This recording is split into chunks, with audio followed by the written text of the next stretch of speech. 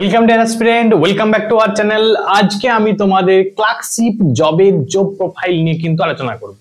দেখো, এই ভিডিওর মধ্যে আমি আলোচনা করব যারা ক্লার্কশিপের চাকরি করবে, ঠিক আছে, যারা ক্লার্কশিপের চাকরি নিয়ে একটা স্বপ্ন দেখছো, তো তাদের জন্য কিন্তু এই ভিডিওটা খুব হেল্পফুল হবে।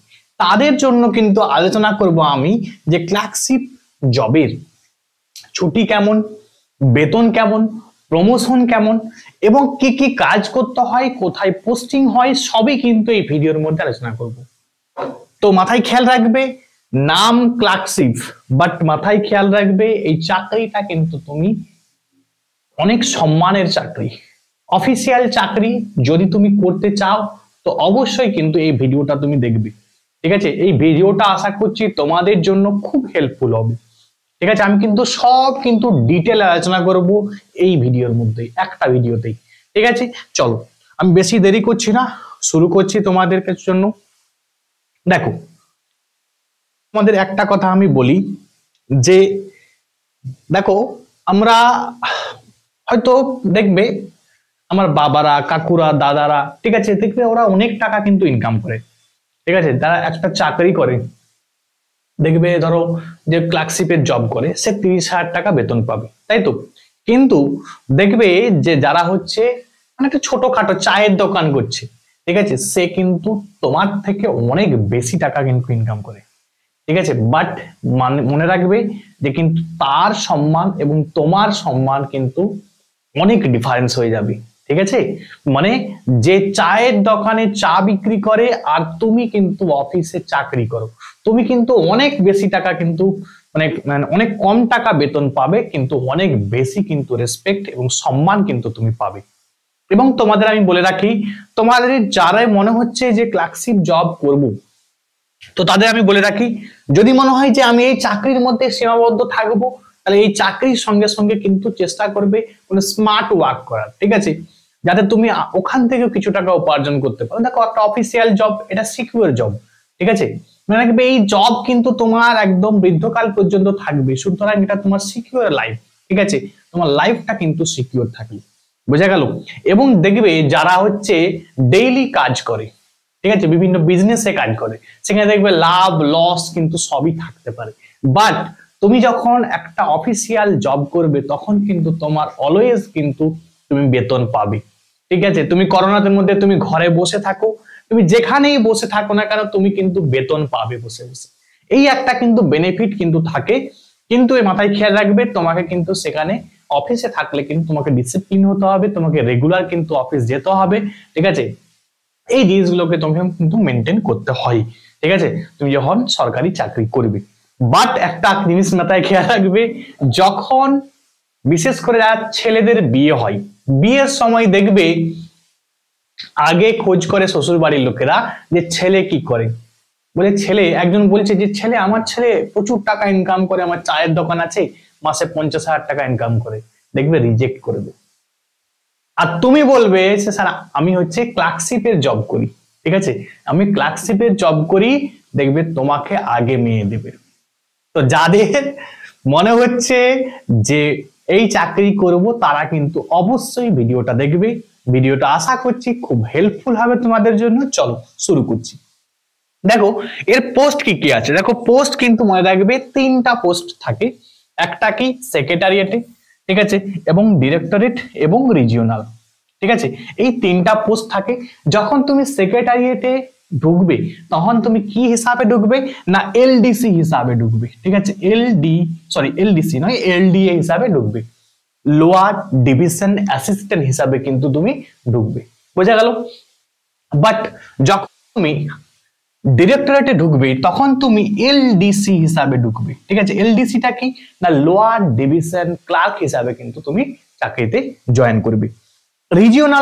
রিজিওনালেও সেম এলডিসি হিসাবে কিন্তু তুমি ঢুকবে এখানে, বোঝা গেল। তাহলে দেখো, দুটো জিনিস মাথায় খেয়াল রাখবে, যখন ডিরেক্টরেট এবং রিজিওনাল এই দুটোতেই তুমি কিন্তু এলডিসি হিসাবে ঢুকছো। বাট যখন তুমি সেক্রেটারিয়েটে ঢুকছো, তখন কিন্তু এলডিএ, ঠিক আছে, সেখানে কিন্তু তোমার ক্লার্ক নামটা নেই, তোমার লোয়ার ডিভিশন অ্যাসিস্ট্যান্ট কিন্তু নামটা এসে গেছে, ক্লিয়ার। এটা একটা মাথায় খেয়াল রাখবে। এবং এই চাকরিটা যারা হচ্ছে এলডিএ তে ঢুকবে তাদের বলবো যে প্রমোশনটা কিন্তু অনেক হাই হয়। আমি এখনই কিন্তু একটু পরে তোমাদের দেখাবো যে প্রমোশনটা কেমন ভাবে হয়। জাস্ট তোমাদের আমি বলে রাখি, এখানে কিন্তু নবান্নে কিন্তু পোস্টিংটা হয়, ঠিক আছে? তাহলে নবান্নের মতো জায়গায় কিন্তু তোমার কিন্তু পোস্টিংটা হবে, ঠিক আছে? তাহলে বুঝতেই পারছো এই চাকরি মানে এই ক্লার্কশিপ চাকরি হতে পারে, বাট তোমার মাথায় খেয়াল রাখবে যদি তুমি সেক্রেটারিয়েটে চুজ করে রাখো, ফার্স্ট চয়েস দিয়ে রাখো এবং তোমার যদি তোমার সিলেকশন হয় সেক্রেটারিয়েটে, তখন কিন্তু মাথায় খেয়াল রাখবে তুমি নবান্নের মতো জায়গায় বসে কিন্তু চাকরিটা করবে। বোঝা গেল? আচ্ছা, ডিরেক্টরেট এবং ডিরেক্টরেটে চাকরি করবে তারাও কিন্তু মনে রাখবে খুব ভালো চাকরি এটাও। এখানেও মানে এই পোস্টটাও কিন্তু খুব ভালো। এখানেও মনে রাখবে তুমি স্বাস্থ্য ভবন, ঠিক আছে, বা তোমার যে কলকাতায় যে সমস্ত লাগোয়া অফিস গুলো আছে সেখানেই কিন্তু পোস্টিংটা মেনলি হয় আর কি, ঠিক আছে, তোমার এই ডিরেক্টরেটে, ঠিক আছে। এবং এটা তোমার ধরতে পারো যে কলকাতাতেই তোমার জবটা হবে, ঠিক আছে, কলকাতা, ঠিক আছে, মানে তোমার বিভিন্ন সিটির মধ্যেই কিন্তু তুমি থাকবে, এটা মাথায় খেয়াল রাখবে। সিটি বা মেট্রো সিটির মধ্যে তুমি থাকবে যদি তুমি ডিরেক্টরেট পোস্টটা কিন্তু চুজ করো, ঠিক আছে। আর যদি তুমি রিজিওনালটা করো তখন বুঝতে পারছো তোমার আঞ্চলিক যে এলাকা, ঠিক আছে, তুমি বিভিন্ন জেলাতে পোস্টিং তোমার হতে পারে, বিভিন্ন তোমার ব্লকে পোস্টিং হতে পারে, ঠিক আছে, বিভিন্ন হসপিটালে, ব্লকে যে হসপিটাল থাকে সে হসপিটালে তোমার পোস্টিংটা হতে পারে। তাহলে মাথায় খেয়াল রাখবে এটাও কিন্তু খুব খারাপ জব নয়, মানে সবটাই তো তোমার বিভিন্ন পোস্ট, ঠিক আছে, ক্লার্কশিপের। সুতরাং যখন তোমরা কিন্তু ঢুকবে তখন কিন্তু সেম থাকবে, বেতনটা কিন্তু সেম থাকবে, বাট যখন মানে তোমার যত সময় অতিবাহিত হবে তত কিন্তু মনে রাখবে যারা সেক্রেটারিয়েট আছে তাদের কিন্তু প্রমোশনটাও বেশি হয়ে যাবে এবং বেতনটাও কিন্তু বেড়ে যাবে তোমার থেকে। বোঝা গেল? তাহলে যারা এখনো ফর্ম ফিল আপ করনি তারা কিন্তু চেষ্টা করবে ফর্ম ফিল আপে এই সেক্রেটারিয়েট পোস্টটাকে কিন্তু প্রথমে প্রাধান্য দেওয়া। এবং যাদের মনে হচ্ছে যে স্যার আমরা তো এই জবে ফিক্স থাকবো না, ঠিক আছে, তাহলে তুমি রিজিওনাল নিতে পারো, তোমার বাড়ির কাছে তোমার হবে, ঠিক আছে। তাহলে তোমার একটা সুবিধা কি হবে, বাড়ির কাছে নিলে তুমি হয়তো অন্য কোনো চাকরির জন্য তুমি প্রিপারেশন নিজেকে নিতে পারবে, এই একটা তোমার সুবিধা হতে পারে। আর যাদের মনে হচ্ছে যে আমি এটাই আমার ফিক্সড জব, তাহলে তুমি কিন্তু এই তোমার সেক্রেটারিয়েট এই পোস্টটা কিন্তু অবশ্যই চুজ করবে, তারপরে সেকেন্ড চয়েসে কিন্তু তুমি ডিরেক্টরেট রাখতে পারো।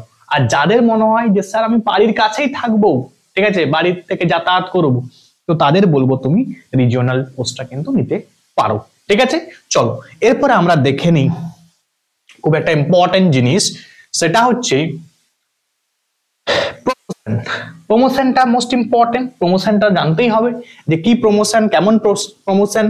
দেখো যখন তোমাদের বললাম যে সেক্রেটারিয়েট তুমি ঢুকবে কি হিসাবে না লোয়ার ডিভিশন অ্যাসিস্ট্যান্ট হিসাবে ঢুকবে, এই লোয়ার ডিভিশন অ্যাসিস্ট্যান্ট থেকে তোমার প্রমোশনটা কিভাবে হবে দেখো, 1 by 1 স্টেপ বাই স্টেপ লিখে দিয়েছি আমি, তোমার বোঝার সুবিধার জন্য তুমি একদম সুন্দর করে দেখে নাও কি হবে।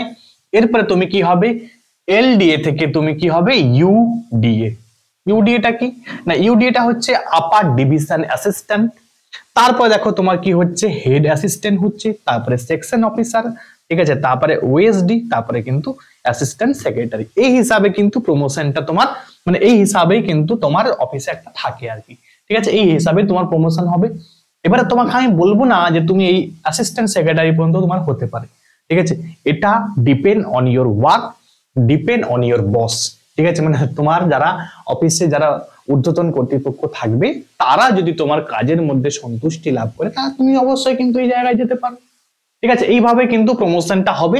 এটা কিন্তু তোমার খুব একটা তোমাদের বললাম প্রথমেই যে এখানেই তোমার কিন্তু স্যালারি ডিফারেন্ট কিন্তু তৈরি করে দিবে, ঠিক আছে।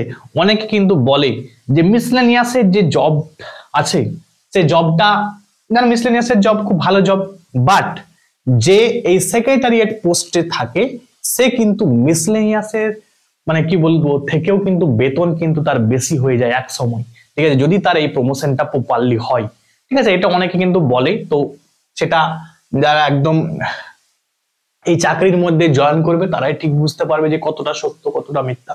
চলো এরপরে আমরা দেখে নিই, এরপরে যেটা আছে সেই পোস্টটা আমরা দেখে নিই কি এসেছে, সেটা হচ্ছে ডিরেক্টরেট, তাই তো। এবার দেখো ডিরেক্টরেটে দেখো তোমার এলডিসি লোয়ার ডিভিশন ক্লার্ক হিসাবে তুমি ঢুকলে, ঢোকার পরে তুমি কি হবে ইউডিসি হবে, ঠিক আছে। ইউডিসিটা কি না আপার ডিভিশন ক্লার্ক, তারপরে হেড ক্লার্ক হবে, তারপরে তুমি সুপারভাইজারি হেড ক্লার্ক কিন্তু হবে। সুপারভাইজ মানে তুমি ধরো তুমি সমস্ত যে ক্লার্ক নতুন জয়েন করবে তাদেরকে তুমি সুপারভাইজ করবে, ঠিক আছে, তাদেরকে তুমি চালনা করবে, ঠিক আছে। তো বুঝতেই পারছো প্রমোশনটা হয়ে হবে তোমার কিন্তু খুব ভালো একটা পোস্টে তুমি পৌঁছে যাবে পরবর্তীতে। এটাও কিন্তু খুব ভালো জব, মানে ভালো পোস্ট, তুমি এই পোস্টটাও কিন্তু চুজ করতে পারো, ঠিক আছে। আচ্ছা এরপরে আমরা দেখে নিই সেটা কি, সেটা হচ্ছে তোমার রিজিওনাল। তোমাদের কি কাজ, বেতন কত, সবটা আমি পরে দেখাচ্ছি তোমাদের একদম, ঠিক আছে। তো এটা একটু আগে ভালো করে দেখে নাও কি আছে। দেখো রিজিওনাল, রিজিওনাল পোস্টে বলেই দিলাম যে এলডিসি হিসাবে ঢুকবে, ঠিক আছে। কি প্রমোশন হবে না ইউডিসি আপার ডিভিশন ক্লার্ক হবে, তারপরে কি হবে হেড ক্লার্ক। তো তোমার মনে রাখবে হেড ক্লার্কটাই কিন্তু এখানে শেষ, ঠিক আছে। তাহলে তুমি বুঝতে পারছো এখানে কিন্তু তোমার প্রমোশনটা কম। আমি তোমাকে প্রথমেই কিন্তু বলে দিয়েছি যে যদি তুমি তোমার মনে হয় যে আমি ক্লার্কশিপ জবের মধ্যেই সীমাবদ্ধ থাকবো, আমি আর কোনো জব করব না, নতুন কোনো চাকরির পরীক্ষা দেব না, তখন তুমি কিন্তু এটা অবশ্যই কিন্তু সেক্রেটারিয়েট এবং ডিরেক্টরেট এই দুটোর মধ্যে একটা কিন্তু চুজ করার চেষ্টা করবে, ঠিক আছে। আর যাদের মনে হচ্ছে যে না এটা আমার একটা টেম্পোরারি জব হিসাবে ঢুকবো, আমি এরপরে ভালো ভালো এক্সাম দিয়ে সিজিএল দিয়ে ডব্লিউবিসিএস দিয়ে, ঠিক আছে, এই সমস্ত এক্সাম আবার ক্র্যাক করে আমি কিন্তু বেরিয়ে যাব, সুতরাং তারা কিন্তু এই রিজিওনাল তুমি নিতে পারো, ঠিক আছে। এবং আমি তোমাদের বলে রাখি ওয়ার্ক প্রেসার মানে যেটা রিয়েলিটি যেটা হয়, তোমাদের মনে হয় কি যে যত আপার অফিসে যাব তত প্রমোশন তোমার তত মানে ওয়ার্ক প্রেসারটা বেশি হয়, না, ভুল কিন্তু, ঠিক আছে। তোমার রেসপন্সিবিলিটিটা একটু বেশি থাকবে, ঠিক আছে। বুঝতে পারছো যে এত বড় অফিসে তুমি যারা আইএএস অফিসার থাকবে তাদের সঙ্গেও হয়তো তোমাকে কাজ করতে হতে পারে, তুমি হয়তো তাদেরকে অ্যাসিস্ট করতে পারো, তাহলে তুমি এত বড় বড় অফিসে যখন থাকবে সুতরাং তোমাকে কিন্তু তখন তোমার রেসপন্সিবিলিটি একটু বেশি হবে, ঠিক আছে। কিন্তু তোমার ওয়ার্ক প্রেসারটা কিন্তু সেখানে কম। ওয়ার্ক প্রেসার কিন্তু মনে রাখবে যত নিচের দিকে অফিসে তুমি জব করবে তত তোমার ওয়ার্ক প্রেসারটা বেশি হয় সাধারণত, মানে এই রিজিওনালে কিন্তু তোমার ওয়ার্ক প্রেসারটা বেশি। এবং মনে রাখবে এইখানে একটা প্রবলেম আছে যে এই রিজিওনালে ছুটি কিন্তু উইকলি একদিন থাকে, ঠিক আছে।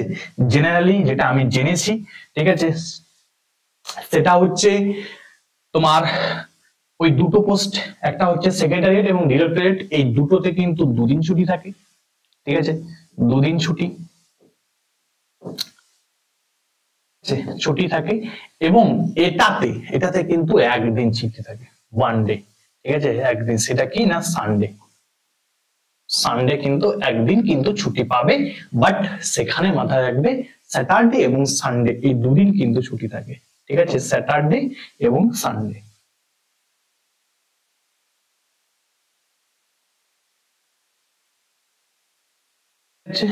তোমাদের এইটা খুব একটা ইম্পর্টেন্ট ইনফরমেশন তোমাদের দিয়ে দিলাম, প্রত্যেকে কিন্তু এটা দেখে নাও যারা মনে হচ্ছে যে চাকরিতে জয়েন করবে।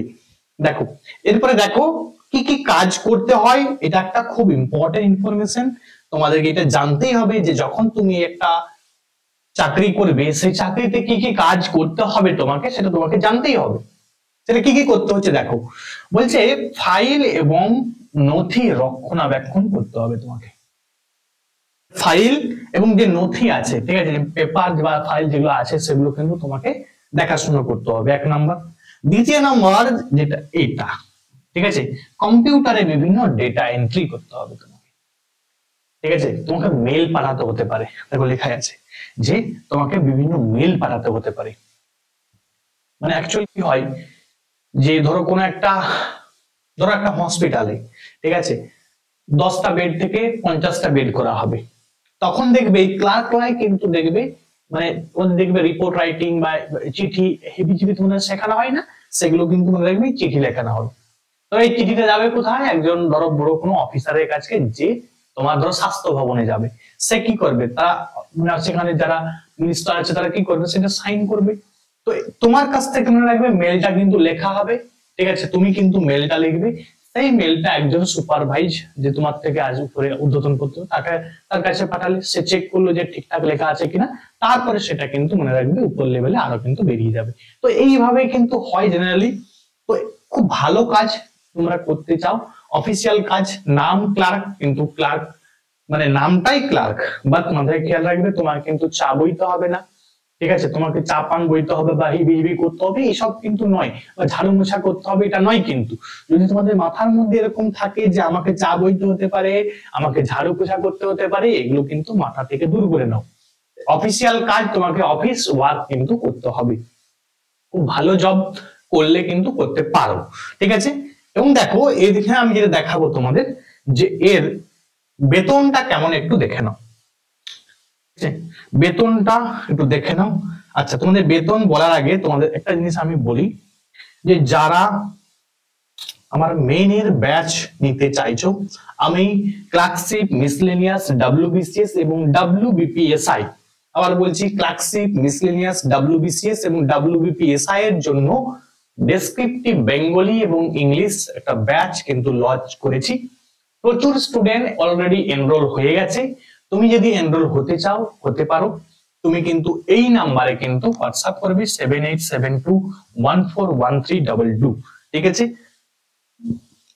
এটা কিন্তু ক্লার্কশিপ এবং মিসলেনিয়াস এবং বললাম কি যে হচ্ছে ডব্লিউবিএস এবং ডব্লিউবিপিএসআই, ঠিক আছে, ডব্লিউবিসিএস এবং কি বললাম ডব্লিউবিপিএসআই, এই সমস্ত যত এক্সাম হবে তার কিন্তু মেন্সের ব্যাচ এটা, ঠিক আছে। অ্যাডমিশন নিতে পারো, ফিজ একদম মিনিমাম রেখেছি, 300 টাকা মান্থলি রেখেছি, ঠিক আছে। প্রচুর স্টুডেন্ট কিন্তু অলরেডি ভর্তি হয়েছে, তুমিও অ্যাডমিশন নিতে পারো, ফিজ মিনিমাম। এবং তোমাদের আমি বলে রাখছি, যেটা আমি তোমাদের শেখাবো একদম বেসিক থেকে, যাদের মনে হচ্ছে স্যার ইংরেজি আমি লিখতেই পারি না, আমি কিন্তু একদম টেন্সের স্ট্রাকচার থেকে কিন্তু শুরু করেছি, ঠিক আছে, কোথায় কিভাবে ইউজ করবে, ঠিক আছে, সেগুলো কিন্তু একদম বেসিক থেকে কিন্তু আমি শুরু করেছি, তুমি অ্যাডমিশন নিতে পারো, ঠিক আছে। এবং যারা মনে হচ্ছে যে স্যার আমি পাস করতে পারবো না, তো তাদের জন্য একটা ব্যাচ রেখেছি, তারা কিন্তু সেটা কি ব্যাচ, সেটা হচ্ছে অবজেক্টিভ ব্যাচ, সেটা কিন্তু ডেসক্রিপটিভ ব্যাচ না, এটা অবজেক্টিভ ব্যাচ। এই অবজেক্টিভ ব্যাচে কি কি কভার হবে, ডব্লিউবিসিএস, ডব্লিউবিপিএসআই এবং Kolkata police, SSC, RRB, NTPC, clerkship, miscellaneous, এই সমস্ত এক্সামে কিন্তু কভার হবে। এবার তোমাদের মাথায় একটা ঢুকছে যে স্যার আপনি বলছেন সমস্ত এক্সাম কভার হবে। হ্যাঁ, সমস্ত এক্সামই কভার হবে। অ্যাকচুয়ালি আমি যেটা পড়াই সেটা হচ্ছে চ্যাপ্টার ওয়াইজ পড়াই। বলো তো এখানে চ্যাপ্টার ওয়াইজ যখন আমি পড়াবো তখন তো আমি সবটাই পড়াবো না, শুধু এমন নয় যে জাস্ট বলে বেরিয়ে যাবো। কেউ যে ডব্লিউবিপির এক্সাম দেবে, কলকাতা পুলিশের এক্সাম দেয়, ঠিক আছে, তার সে অনেক বেশি অ্যাডভান্স থাকবে, ঠিক আছে। সে যখন এক্সাম বসবে দেখবে সে কাট অফের থেকে অনেক বেশি নাম্বার পাবে, এমন নয় যে মাথায় মাথায় পাস করবে, ঠিক আছে। মাথায় খেয়াল রাখবে, এইভাবেই কিন্তু আমি শেখাই। তোমরা আমার নিশ্চয়ই ইউটিউবে অলরেডি ভিডিও দেখে নিয়েছো, অনেকগুলো আমি দিয়েছি, তুমি দেখতে পারো আমি কি রকম পড়াই। তো যদি অ্যাডমিশন নিতে চাও এই নাম্বারে তুমি হোয়াটসঅ্যাপ করতে পারো, আমি তোমাকে কিন্তু ফুল ইনফরমেশন কিন্তু দিয়ে দেবো এই ব্যাচের, ঠিক আছে। এই ব্যাচে মাথায় খেয়াল রাখবে 500 টাকা করে আমি মান্থলি ফিস কিন্তু রেখেছি। এবং মাথায় খেয়াল রাখবে আমি কিন্তু সব প্রিন্টেড নোটস দিই, ঠিক আছে, প্রত্যেকটা চ্যাপ্টারের প্রিন্টেড নোট, যেটা তুমি পড়লে একদম ফ্লো চার্ট থাকবে তার মধ্যে, ঠিক আছে। চলো এবারে আমরা একটু দেখে নিই এর বেতন সম্বন্ধে, ক্লার্কশিপের বেতন সম্বন্ধে আমরা একটু জাস্ট দেখে নিই। চলো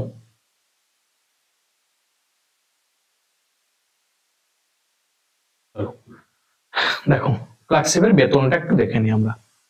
দেখো ক্লার্কশিপের যখন তুমি জয়েনিং করবে তখন কিন্তু প্রত্যেকটা 3টা পোস্ট তোমাদের বললাম, 3টা পোস্টের কিন্তু বেতন কিন্তু সেমই থাকে। বেতনটা কত? বেতনটা হচ্ছে দেখো বেসিক পে, এটা 22,700, এটা বেসিক পে। এই টাকাটার থেকে কিন্তু অনেক বেশি পাবে তুমি। যেমন দেখো তোমার অ্যাড হবে এখানে, ঠিক আছে, তোমার গ্রেড পে অ্যাড হবে, ডিএ অ্যাড হবে, ডিএ জানো এখন, ঠিক আছে, তোমার মেডিকেল অ্যালাউন্স হবে পাবে, তুমি হাউস রেন্ট পাবে, এই সমস্ত ইবিজিবি করে তোমার বেতন কিন্তু অ্যাপ্রক্সিমেট তোমার 30,000 টাকা বেতন কিন্তু তুমি ইন হ্যান্ড পাবে, ঠিক ঠিক আছে, 30,000 টাকা কিন্তু মান্থলি তোমার বেতন হবে।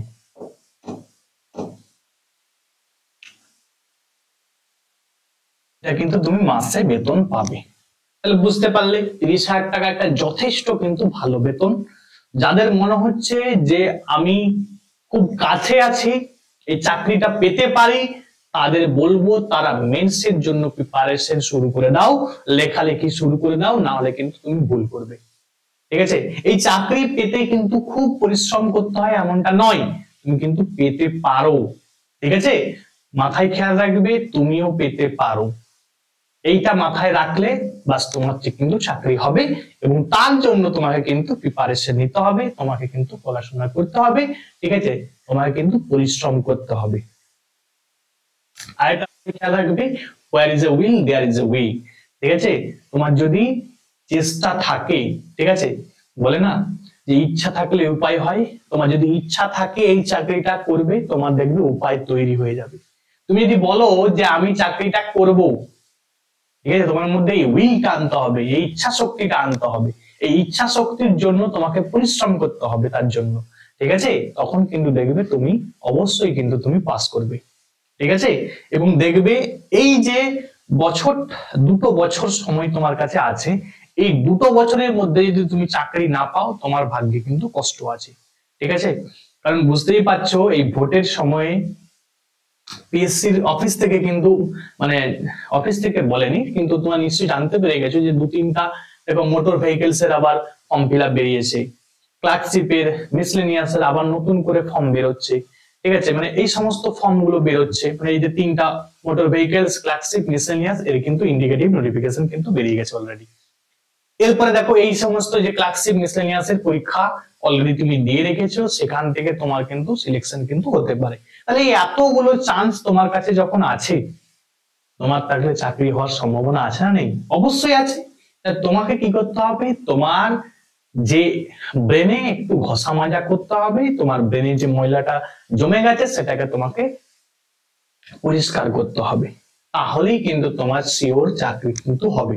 ঠিক আছে, তো আমি তোমাদের একটাই কথা বলবো, একদম কিন্তু ওয়েট করবে না, সময় নষ্ট করবে না, প্রত্যেকে কিন্তু প্রিপারেশন শুরু করে দাও। আজকে এখান পর্যন্ত, থ্যাঙ্কস ফর ওয়াচিং, সবাই ভালো থাকবে।